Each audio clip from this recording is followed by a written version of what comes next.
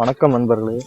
இப்போ பார்த்தீங்கன்னா வெள்ளரி தோட்டத்துக்கு வந்திருக்கேன். இப்போ அம்மா அப்பா களை வெட்டிட்டு இருக்காங்க.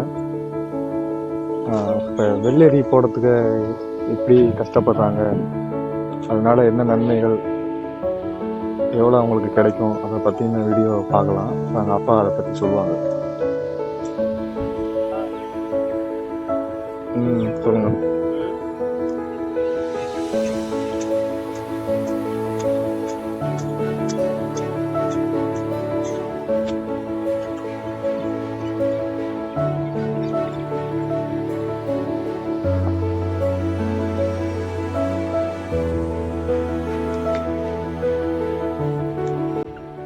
வணக்கம் மக்களே. இந்த வெள்ளரியோட காய்ப்பு எப்படி வரும், எப்படி வளரும் சொல்றேன். இது வந்து ஃபர்ஸ்ட் வெள்ளரியை வந்து ஒரு 6-7 மாதம் பறிச்சிடணும். குழி நாங்க பாருங்க, இந்த குழி வெட்டிருக்கல, ஒரு தாண்டு வெட்டிக்கிறோம். அந்த குழியில பறிச்ச உடனே டெய்லி தண்ணி ஊற்றணும். தண்ணி ஊற்றி 4-5 நாளைக்கு இந்த மாதிரி செடி வச்ச உடனே மட்டை வச்சு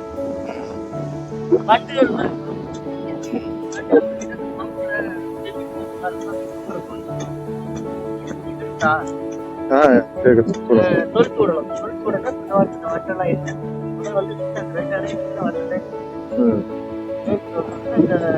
மண் வச்ச சோறுல தண்ணியை விட்டுறணும். தண்ணி விடலன்னா சொல்லாண்டு போயிடும். இப்போ போடுற வயலுக்கு மொத்தம் 8 நாள் சென்று பாத்தீங்க. இப்போ போடுற வயலுக்கு 5 நாள் தான் வருது. விட்ட உடனே இதை வெட்டி விட்ட பிறகு அப்புறம் என்ன ஏகும் கொடி போடும், கொடையை போடும். இந்த 2 வருஷத்துல கொடையை போடும். வெட்டி விட்ட உடனே ஏகும் கொடி ஓடிடும். ஓடணுன்னா அப்புறம் கொஞ்ச நாள் சென்று காப்பு வந்துடும். 45 நாள்ல காய்க்கு வந்துடும். அப்புறம் நம்ம பறிக்கணும். நம்ம பறிச்சு விட்டு போட்டுக்கணும். தண்ணி பறிச்சுக்கணும். அதோட இதோட கஷ்டம் அதான். ஆனா அந்த கண்ணு உண்டாக்குறது கொஞ்சம் சிரமப்பட்டு தான் இருக்கும். இதோட நடைமுறை இல்லை. வணக்கம், நன்றி. நன்றி. மணி பார்த்தீங்கன்னா 12 மணி ஆக போகுது. உச்சி வெயில் மண்டைய பழகுது. இந்த வெயில்லையும் அம்மா அப்பா களை வெட்டிட்டு இருக்காங்க. இந்த நிலைமையிலையும் வாங்கி சாப்பிட்றவங்க ஒரு சிலர் பேரம் பேசுகிறாங்க, இவ்வளவு கொடு, குறைச்சி கொடு, சும்மா கொடு அப்படின்னு.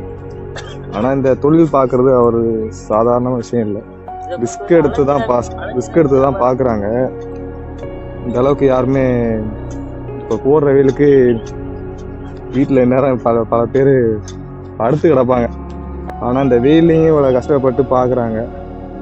இதுக்கான பலனு கடவுள் கொடுப்பாரு. ஆனால் அதை வாங்கி சாப்பிட்றவங்க கொஞ்சம் இதுவாக நினைக்கிறாங்க. அந்த நிலை மாறணும். எல்லாருமே குறை சொல்ல விரும்பல, ஒரு சிலர் மட்டும் அப்படி நினைக்கிறாங்க. எல்லாருமே கஷ்டப்பட்டு தான் சம்பாதிக்கிறாங்க, சும்மா யாரும் முன்னேறி வரல.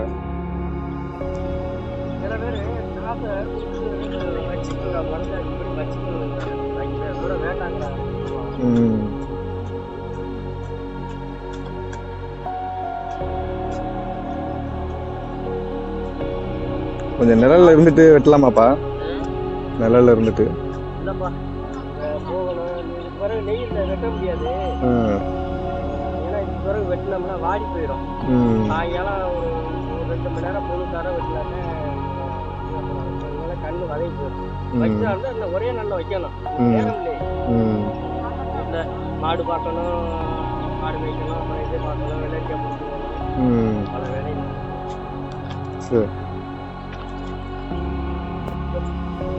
என்ன சொன்ன?